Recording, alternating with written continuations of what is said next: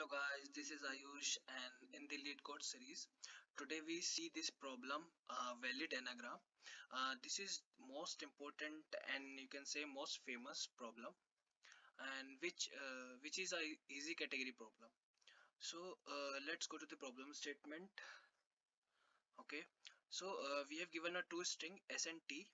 Write a function to determine if t is an anagram of s. Okay. तो हमें दो string given होगी, एक एस और एक टी, और हमें ये बताना है कि ये दोनों एक दूसरे के एनाग्राम है या नहीं है। एनाग्राम, सबसे पहले हम ये देख लेते हैं कि एनाग्राम क्या होते हैं। तो एनाग्राम देख लेते हैं क्या है वैसे। लेट्स से हमारे पे एक स्ट्रिंग है S and which is hello world, और हमें क्या एक और गिवन है string which is W R D and you can say H, और कैसे कर सकते हैं E and 1 2 3 O. Okay, so 1 2 3 is L basically. तो अभी हमें देखना होगा कि ये दोनों आपस में एनाग्राम होते हैं या नहीं होते हैं। तो कैसे देखते हैं, तो सबसे पहले जो एनाग्राम्स होते हैं वो होते क्या है वो देखना है। एनाग्राम्स में क्या होता है कि जितने भी हमारे पे स्ट्रिंग्स हैं दोनों और उसमें जितने भी करेक्टर्स हैं, तो पहला पॉइंट क्या होता है कि नंबर ऑफ करेक्टर्स जो है दोनों में सेम होने चाहिए, और जो उनकी अकरेंस है, जितने वो अकर करते हैं उनकी अकरेंस भी सेम होना चाहिए। जैसे अगर इसमें मैं एच की बात करता हूँ, ये जो एच है ये कितनी बार आया, वन टाइम्स आया, तो इसमें भी एच वन टाइम आना चाहिए। अभी के लिए हम इग्नोर कर रहे हैं अपर केस और लोअर केस, तो अभी के लिए मैं ये मान लेता हूँ कि ये सब जो है ये सब लोअर केस है। ओके, तो ये सब लोअर केस है, ठीक है।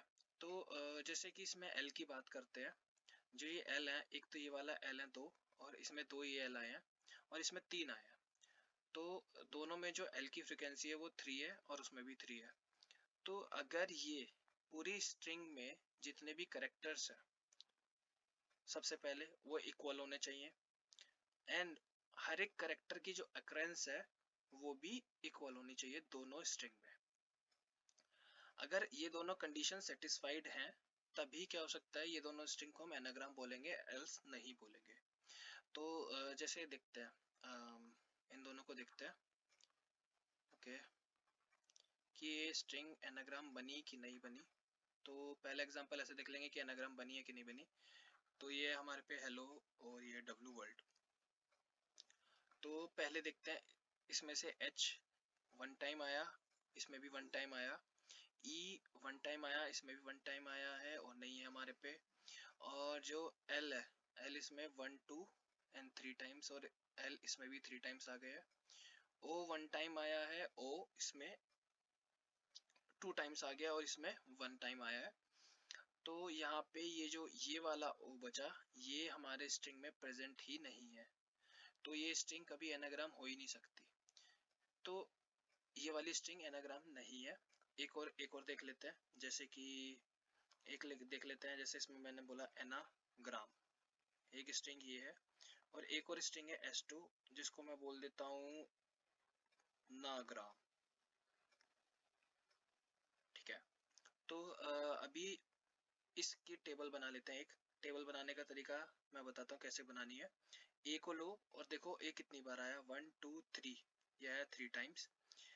एन एन आया हमारे पे वन टाइम, तो जी हमारे पे आया वन टाइम, आर हमारे पे आया वन टाइम्स, और एम भी आया हमारे पे वन टाइम्स। तो नंबर ऑफ कैरेक्टर्स कितने हो गए, एक दो तीन चार और सात, इसमें सेवन है और इसमें भी one two three, one two three four five six seven. तो पहली कंडीशन सेटिस्फाइड है कि नंबर ऑफ कैरेक्टर्स दोनों में सेम है। अब हर एक कैरेक्टर की अकरेंस देख लेते हैं। जो ए है वो ए आया हमारे पे थ्री टाइम्स, तो इसमें देख लेते हैं वन टू थ्री, तो ये वाली कंडीशन सेटिस्फाई। एन आया हमारे पे वन टाइम, तो ये एन भी हमारे पे हो गया वन टाइम, तो ये वाली कंडीशन भी सेटिस्फाइड। फिर जी की बात करते हैं, जी भी एक टाइम आया, ये भी कंडीशन सेटिस्फाइड। आर भी एक बार आया, ये भी कंडीशन सेटिस्फाइड, और एम भी आया, ये भी कंडीशन सेटिस्फाइड। हेंस ये जो दोनों स्ट्रिंग है ये दोनों क्या है, एनाग्राम है। तो इसके लिए हमें क्या करना है, यस, ये दोनों एनाग्राम है। चलिए फिर इसका भी सॉल्यूशन देख लेते हैं, हम सॉल्यूशन कैसे करने वाले हैं। तो मैं फाइनल सॉल्यूशन बता देता हूँ कि मैं कैसे करने वाला हूँ। सबसे पहले मेरी जो पहली अजम्पशन रहेगी वो अजम्पशन ये है कि अभी जो जितने भी कैरेक्टर्स हैं वो सारे लोअर केस होंगे, अल्फाबेट्स होंगे, लोअर केस अल्फाबेट्स होंगे। तो मैं क्या करूँगा, एक स्टैटिक एरे ले लूँगा, पहले से इनिशियलाइज करके रख लूँगा मैं एज ए मेमोरी, और उसका जो मैं साइज रखूँगा वो 26 रखूँगा, जितने हमारे पे अल्फाबेट्स होते हैं। अब क्या करूँगा, जो हमारा यहाँ पे 0 होगा एक, और यहाँ पे हमारा होगा 1, यहाँ पे होगा 2 इंडेक्स, यहाँ पे होगा हमारे पास 3, और सो ऑन हम जाएंगे 25 तक, और यहाँ पे देख लेते हैं ये 24 होगा। अब जो ये वाले इंडेक्सेस हैं ये क्या रिप्रेजेंट कर रहे हैं, जीरोथ इंडेक्स है वो रिप्रेजेंट कर रहा है ए, फर्स्ट इंडेक्स रिप्रेजेंट कर रहा है बी, और ये जो सेकंड इंडेक्स है ये रिप्रेजेंट कर रहा है सी, और ये जो थर्ड है ये रिप्रेजेंट कर रहा है डी। तो ऐसे हम चलते रहेंगे सोन, और जो लास्ट एलिमेंट होगा इसको हम बोल देंगे z। तो अभी मैं क्या करने वाला हूँ, मैं क्या करूँगा कि मैं पहले सबसे पहले स्ट्रिंग देख लेता हूँ मैं क्या करने वाला हूँ। ये जो स्ट्रिंग है s, मैं पहले लूँगा s1 जो मैंने नीचे ली थी एनाग्राम वाली, ANAGRA एनाग्राम।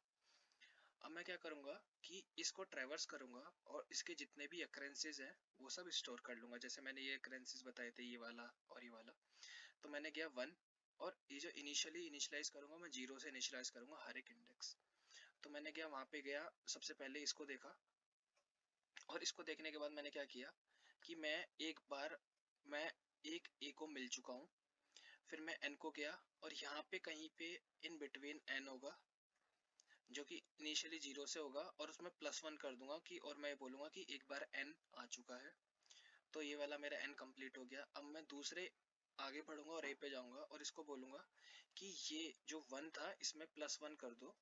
तो जब मैं इसमें +1 करूंगा तो पहले ये 1 था, अब हो जाएगा ये 2, और वैसे ही मैं जी पे जाऊंगा, और समवेयर इन बिटवीन जी भी होगा, यहाँ पे जी का इंडेक्स होगा, और मैं उसको 0 से 1 कर दूंगा। फिर ये जी भी हो गया, आर, आर के लिए भी कहीं आर होगा, और उसमें भी मैं क्या कर दूंगा, 1 कर दूंगा, और ये आर भी मेरे पास हो गया। अब ये मेरे पास आएगा ये वाला ए, मैं फिर अगेन 0th इंडेक्स पे जाऊंगा जो कि मेरा रिप्रेजेंट करेगा ए, ये वाला, और जो मेरे पे पहले वैल्यू स्टोर हो गई होगी, जितने ए मैं एनकाउंटर कर चुका हूँ उसमें एक बढ़ा दूंगा, वो हो गया 3। अब एम आएगा, एम को कहीं इन बिटवीन आएगा, उसको भी मैं कर दूंगा 1। तो अभी मैंने क्या किया, ये एक 26 साइज की, मतलब 26 एलिमेंट्स इसमें आ सकते हैं एरे में, स्टैटिक एरे में, और उनका हर किसी का अकरेंस कर लिया। अब जो मेरे पे बी है, बी मेरे पे एक भी बार नहीं आया, 0, सी भी नहीं आया, डी भी नहीं आया, सो ऑन जितने वेरिएबल नहीं आएंगे उनके लिए 0 आ गया। अब मैं क्या करूंगा, मेरा सेकंड काम क्या रहेगा, मैं जाऊंगा और S2 पे जाऊंगा, और S2 की, ये जो S2 था हमारे पे, सेम काम जैसे मैं यहाँ पे गया था और मैं 1 इंक्रीमेंट कर रहा था, वैसे ही मैं n पे जाऊंगा और यहाँ पे उस इंडेक्स पे जाके एक डिक्रीमेंट करूंगा।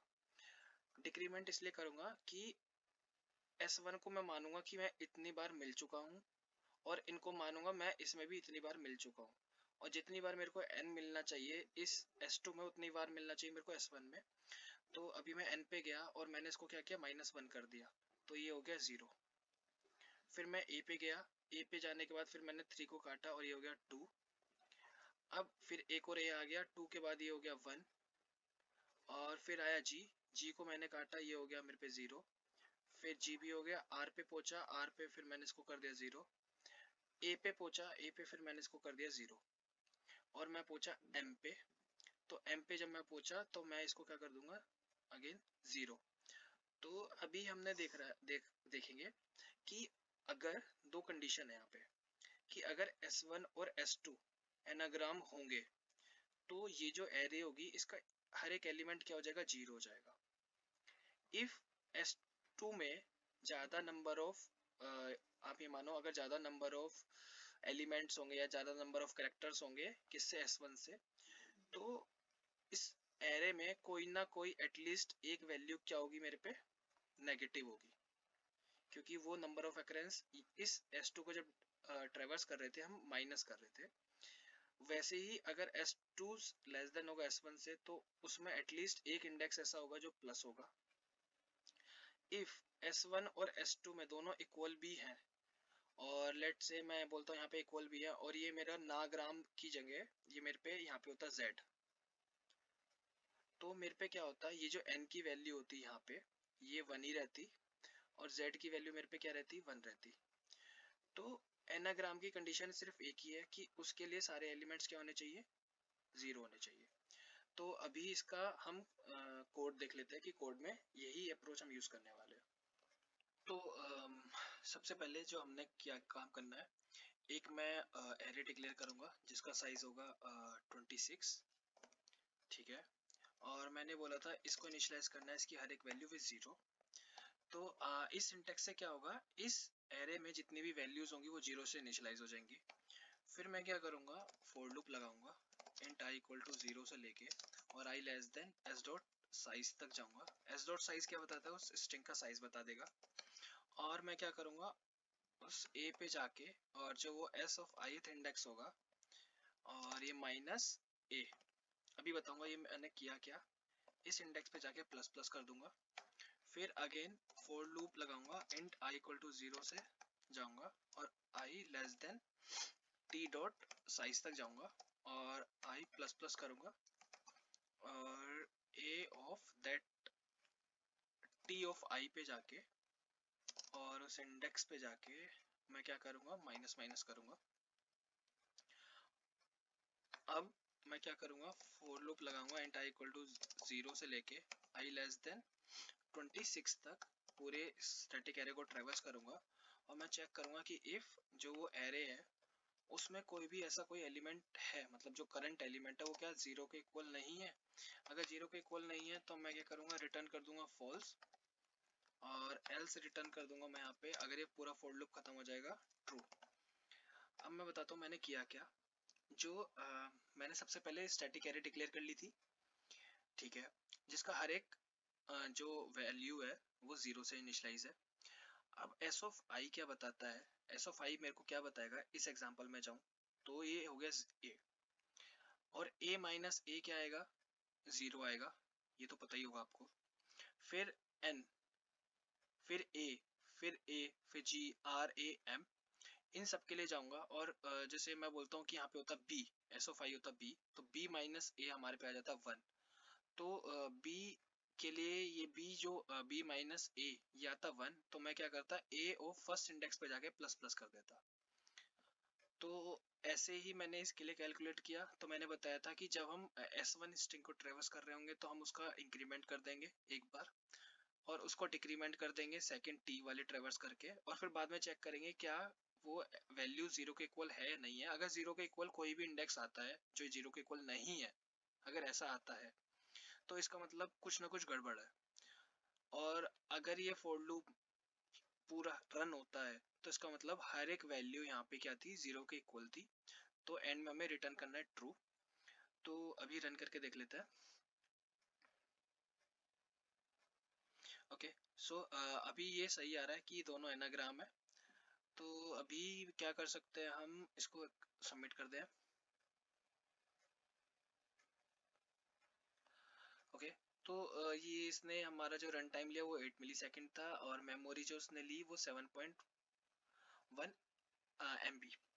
सो एनाग्राम वाले बहुत अच्छे क्वेश्चंस है, ये कंपनी में भी जनरली पूछ लेते हैं लोग, तो इसको एक बार बस कंसेप्ट समझने की देर है, बाकी तो कुछ नहीं है। और ये मुझे लगता है कि सही मेथड है, अच्छा मेथड है कि भाई आपको 26 है, आपको एक स्टैटिक एरे लेनी है और ओ एन टाइम जो इसका रन टाइम होगा वो कितना होगा आपका, कि एक बार आपको स्ट्रिंग ये वाली ट्रेवर्स करनी है, एक बार स्ट्रिंग आपको ये वाली ट्रेवर्स करनी है, और फिर आपको एक ये स्टैटिक एरे चेक करना है कि ये स्टैटिक एरे का बस। तो मेरे ख्याल से ओ एस इसका size plus this size plus 26 इसका रन टाइम कॉम्प्लेक्सिटी है वर्स्ट केस में। So thank you guys for watching this video. If you like this video, please hit the like button and subscribe my channel for more videos and notifications.